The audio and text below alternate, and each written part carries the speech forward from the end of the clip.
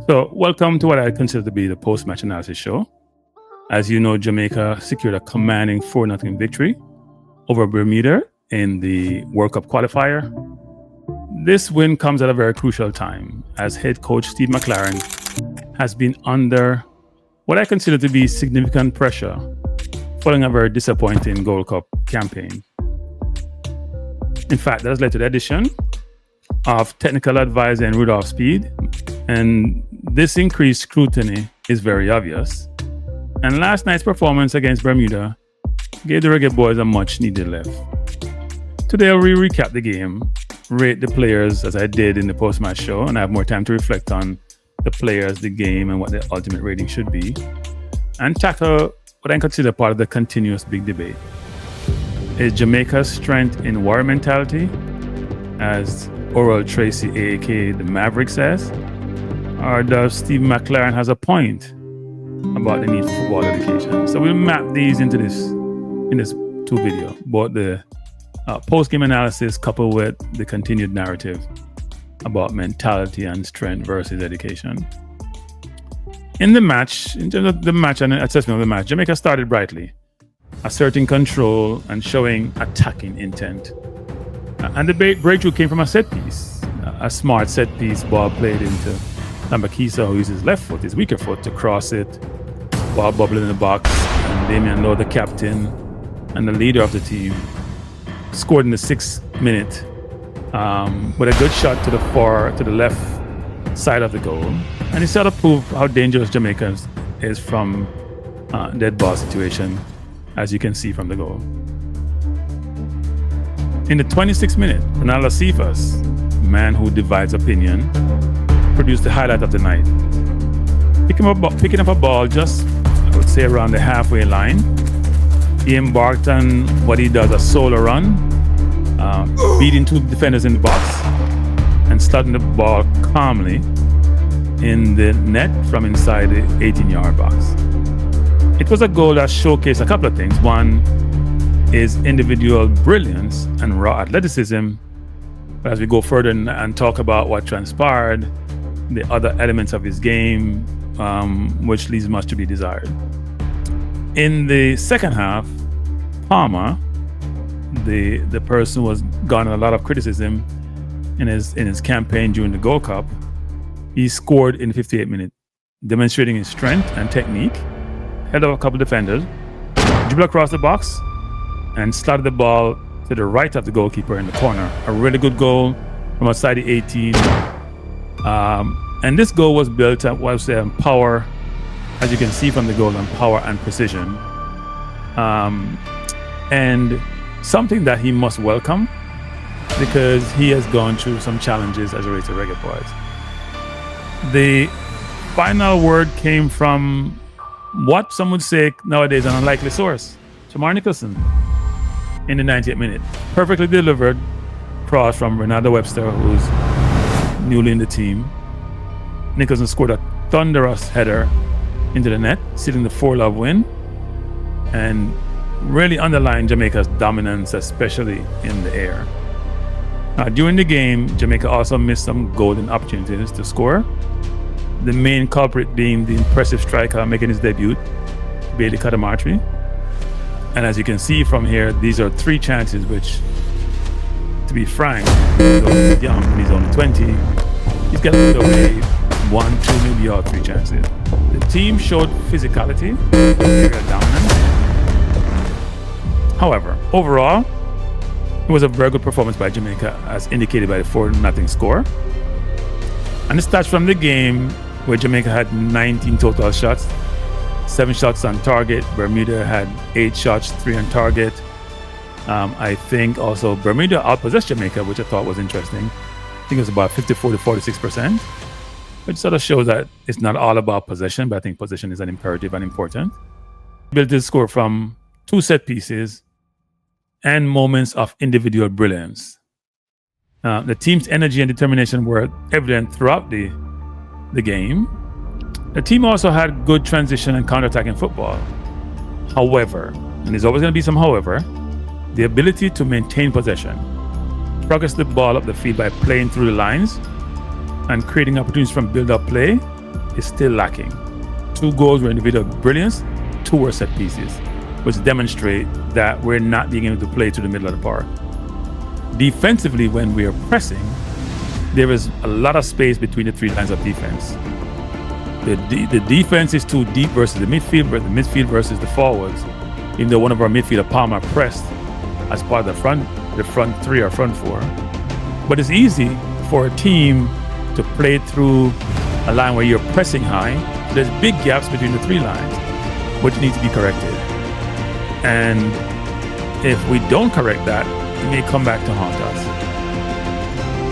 As it relates to a much more detailed analysis of the 3 components of the team, which is the defense, midfield, and forward, I'll start with the defense first. We need improved discipline to better close down the spaces with the midfield. First of all, I think the defense played fairly well.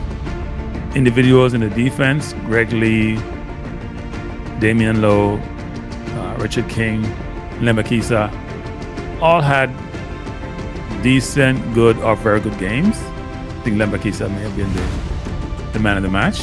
Played really, really well, especially offensively. But I would say the defense need to improve discipline to better close down the spaces and have better communication and linkage with the midfield. Bermuda had 3 clear-cut chances, which you can see here in the video, which may have been taken by a more clinical team. Also, a lot of long balls, especially by King, who was only 4 of 14 of those attempts, which is about 29%, bypassed the midfield, leading to unnecessary turnovers. Long balls need to be used more selectively, as we seem to resort to it anytime our players are under pressure, versus exhibiting the required composure to beat Bermuda's sort of first line of defense. You beat the first line and teams are scrambling, right? They have to try to recover, because then you're going to put pressure on the midfield and the defense. In the midfield, though the midfield held up throughout the evening, and Hayden was his normal reliable self, with winning, I think, 4 of 5 ground duels, 93% passing accuracy, with 54 touches, only lost possession 54 times, and Palmer scored a brilliant goal. There were some challenges. So despite the 4 goals that we scored, the midfield lacked consistent creativity, and it's still a problem area for Jamaica and needs improvement. Transition play was sometimes rushed, and ball retention in the center of the field remains elusive and a concern. Against stronger opponents, this could be further exposed and exploited. There was a lack of adequate linkage between the midfield, the defense, and the forwards. The midfield is your linkage, it's your connector. And the midfielders need to present themselves more to receive the ball and need to be more coordinated when pressing and protecting the defense. Some of the midfielders were missing in the first half, even though they got better in the second half. As it relates to the forwards, I think overall, the forwards gave a good account of themselves and were dangerous throughout the game. Probably one of the games we created quite a bit of chances and big chances, more than some of the more recent games we performed, especially in the World Cup. They linked up well periodically. Katamartri with Campbell linked up really well, and especially with Dexter overlapping and Greg Lee on the left side. But I do think Cephas needs to improve how he links up with his team in general, not just the forward, just with his team. Because you can see he's playing as an individual in the forward line, and he has opportunities to cross the ball early, and that doesn't materialize a lot of times in the game. Now, in terms of players' ratings, I did give initial player ratings subsequent to the game when we did the post-match, and I had some time to reflect and also look at some of the stats. So there may be a few changes in some of the ratings, but here goes. Jamal Wade, the goalkeeper, clean sheet, handled limited threats with confidence, made 2 saves, had 1 error, what I would call 2 saves that require saves, not just caught the ball in the goal. 1 error in coming for a ball where he had 2 defenders against 1 forward. but was very solid overall. I think his passing accuracy was about 97%. He's very good with his feet, which says a lot because we always go long. Our goalkeeper, when Blake is in the goal, he goes long a lot because he's not comfortable with his feet. Jamal Waite had one pass, and it probably was a long pass. I can't recall, but most of the passes got to their destination. And he wasn't troubled much throughout the game. Even though Bermuda did get 3 chances, only one of those, which wasn't a clear chance, hit the target where he had to make a really good save. In terms of the right back, Dexter Lamakisa, was very effective offensively. Created 2 big chances, worked a lot on the right, supported Campbell really well, supported his midfield as well. Was up against somewhat of a tricky winger, who gave him a few anxious moments, but was outstanding for most of the game, and to me was the man of the match. Damian Lowe, again another captain's performance. Like the main man, he always seemed to deliver. He operated as a leader throughout he was the captain for the game, given that Blake is out, and operated as a leader throughout the evening. Solid defensively, scored early to settle the team, was his usual aggressive self. Was out of position once, Damien is always aggressive coming forward, trying to make that final tackle. But he filled up the box scores as he normally does. Didn't play the entire game, because as we know, he may not be totally fit, and he just signed, I think, with the MLS Houston team. So hopefully he get much more game time and playing time and be fully ready for the October window. Richard King, somewhat assured in defense, had a key block on an attempted shot by Bermuda that prevented a goal, prevented Bermuda from scoring. However, he's a good pass off the ball, so it's a little bit and he's very composed in defense. Somewhat surprising how much he bypasses midfield most of the evening. Look at most of the stats. He had 4 of 14 long passes, which is a 29% accuracy. That is not good. I think Damian Lowe at 2 of 4. He may have had 3 to 4 times as much long passes as any other player in the Jamaica team. He has to somehow not bypass his midfield, play the ball to the midfielders. Call him to come to the ball, or play to your right or left back, but you can't just keep going long. It's a turnover. That means you have 4 of 14. That means there were 10 turnovers, a loss of possession that came from you trying to go long. In terms of Greg Lee on the left, had a very solid game in Amari's Bell absence. Overlapped well all night. In fact, it looked like he was some instances playing like a wing back, and supported the offense really well and defended well when called upon. Didn't get as much support from Cephas as he should, even though Cephas won a lot of balls throughout the game. But sometimes, seemed like he was daydreaming in terms of coming back support. But I think Greg Lee played well and he's very athletic. Isaac Hayden, Mr. Reliable, and to me, Jamaica's most important player and one of the most consistent player. Does a very good job in protecting the defense and starting the play. Had a 93%, as I mentioned previously, passing accuracy. Best of all outfield players. I think another player probably had I think Cephas had 100% passing accuracy. I should correct myself there, but he only had 8 passes. Hayden had over 40 passes and only lost possession 4 of 54 touches. Right? I think Cephas, even though he's playing forward and lose more possession, lost about 10 of 28. He lost 4 of 54. And this is in the middle of the park where there's a lot of traffic. His game is very underrated because it is very understated.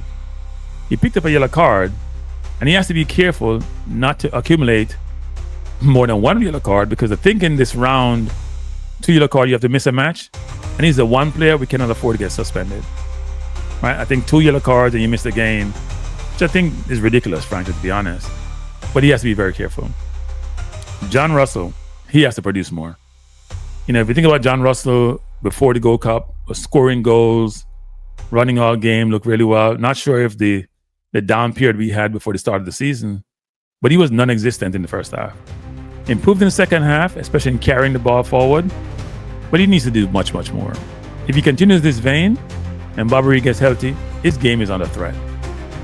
Now, in terms of Casey Palmer, he has his normal mixed game. Brilliant solo effort, brilliant solo strike, some effective all-up play and physical presence. He was running really hard. but he lost possessions too many times. I think it was probably close to double digit or in the midfield, trying to go by his man instead of making a simple pass. So he has to improve his decision making, and he has to improve his speed of thought to get the ball to his teammates. Bernardo Cephas, the man who divides opinion, scored a brilliant solo goal.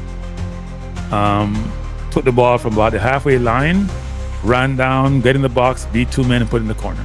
Brilliant goal. But his overall play was spotty.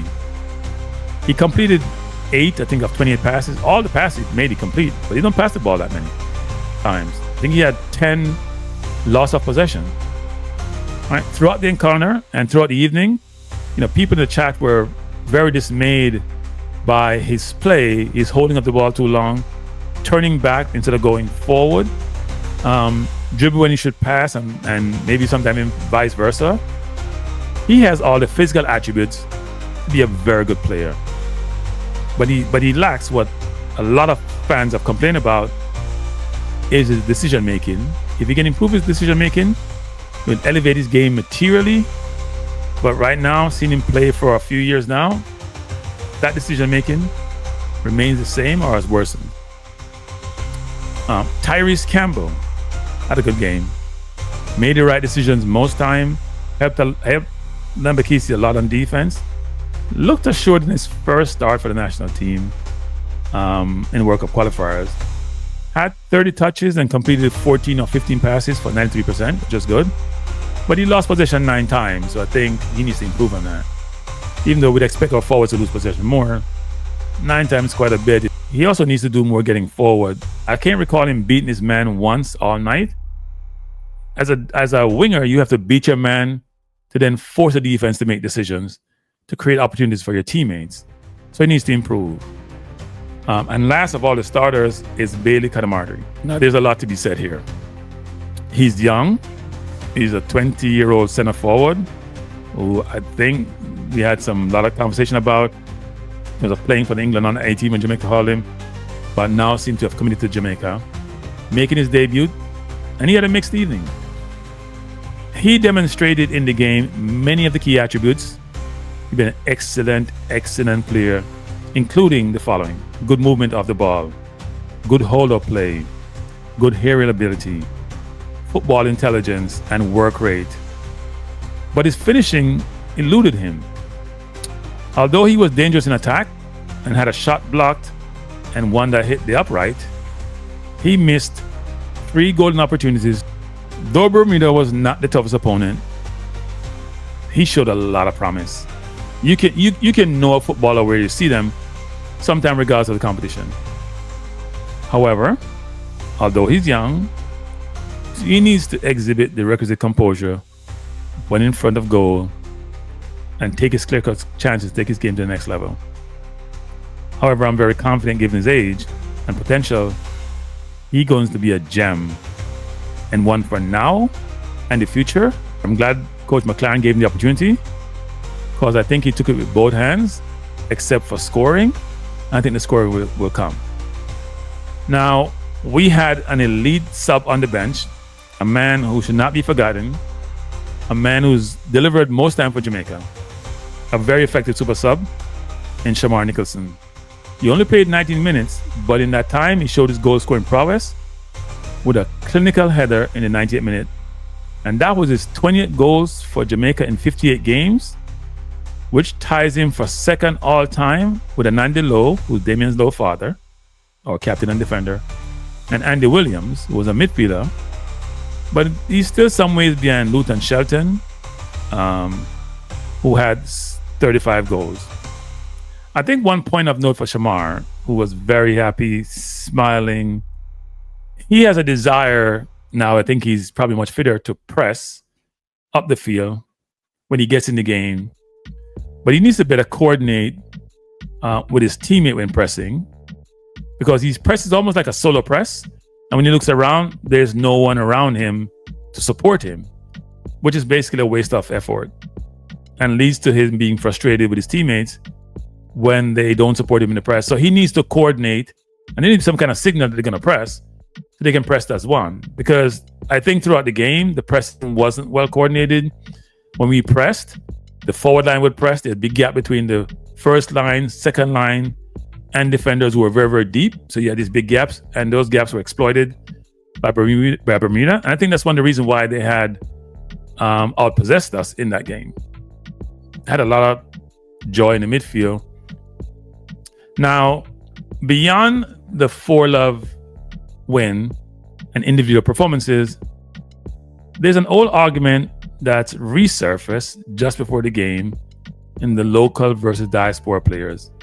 And as we all can know, the very divisive Oral Maverick Tracy, in one of his videos, argues about local-born players bleeding black and green and gold. They are hungrier, they're more connected, they're more committed, they work harder, they're more determined, while diaspora players, though talented, lack the same fire when wearing the shirt.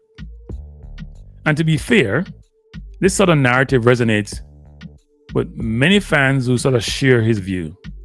Now, here is Maverick in his own words, making the case that local-born players are hungrier and more committed than diaspora players.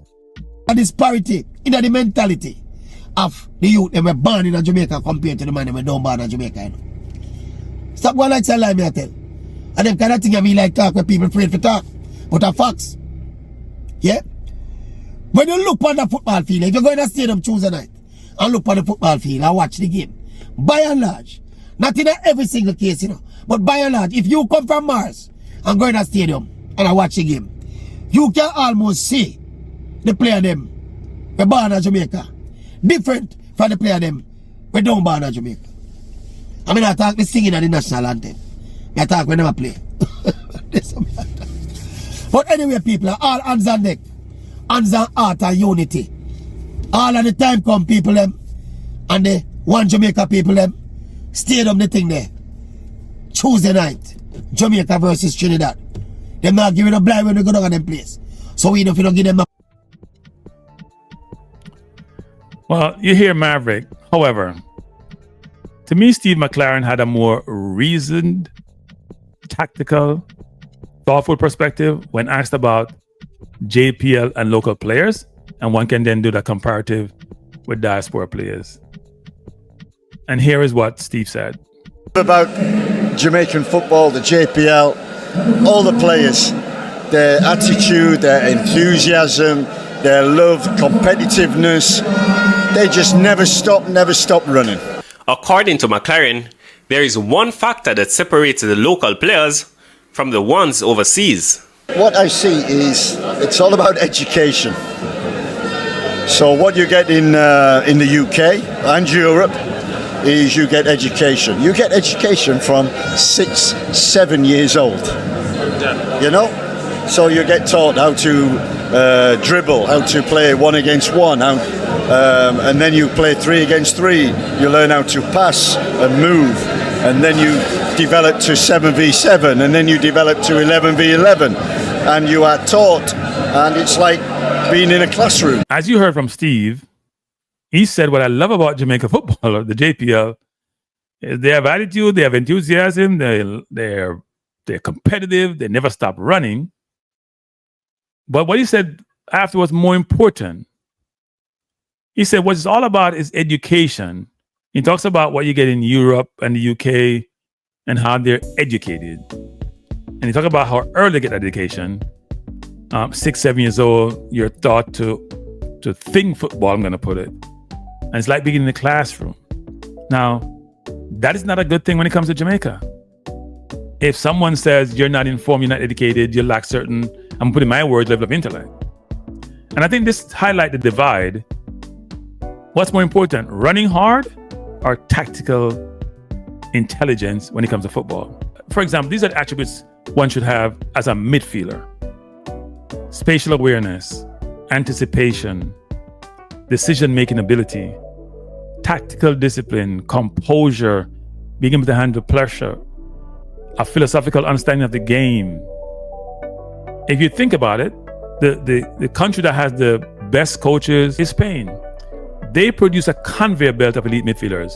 You go back to Xavi, Iniesta, Busquets, you come to current day or somewhere in the middle between Rodri, Zubamendi, Merino, and then you come to the more recent graduates from those academies, Gavi, Pedri.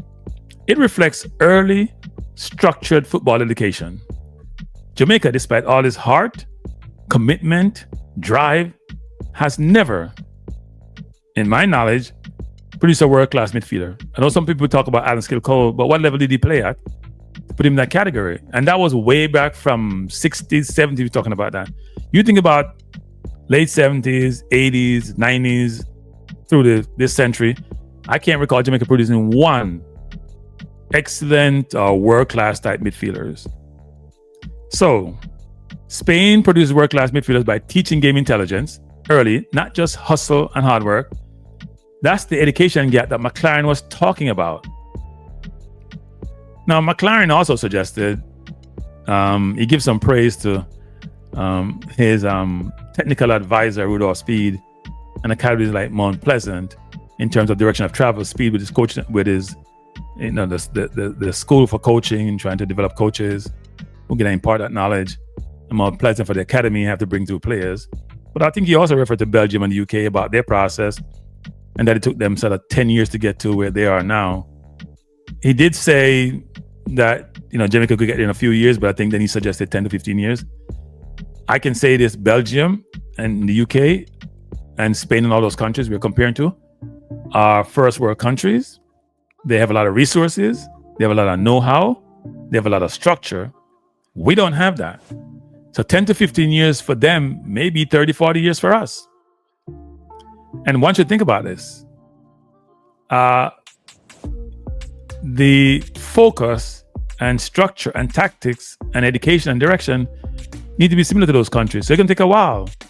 And right now, we don't see the JFF getting their act together. And if you look at the current composition of the team, it goes to the point, which is that's why currently the current core midfield players for the national team are Hayden, Russell, Bobby Reed, Palmer, all diaspora naturalized players. All hail from the diaspora. None of those from Jamaica. And right now, you can look across the Jamaica landscape of locally born players and pick out one who you think would fit in that midfield and will give you that confidence that it would do a great job. There are some decent ones, but nobody there that says, you know what? Everyone says it should be an automatic starter. Now, here are my closing thoughts.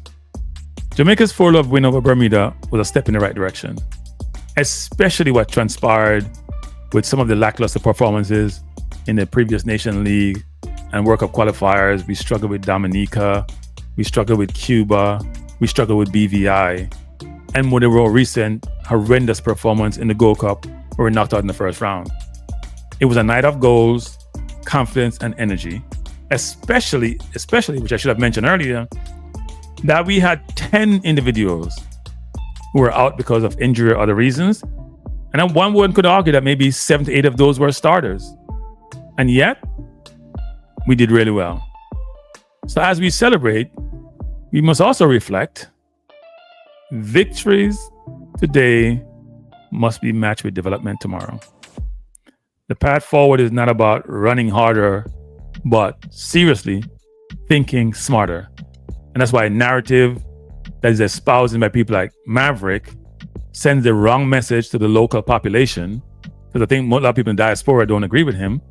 Not everyone locally agreed with him either, but it sends the wrong message. And it's a thing that is espousing that should not be accepted because it makes no sense. It's about intellect. Hard work is important, but if you ain't got the intellect, you could work as hard as possible. You're not going to succeed at the highest level.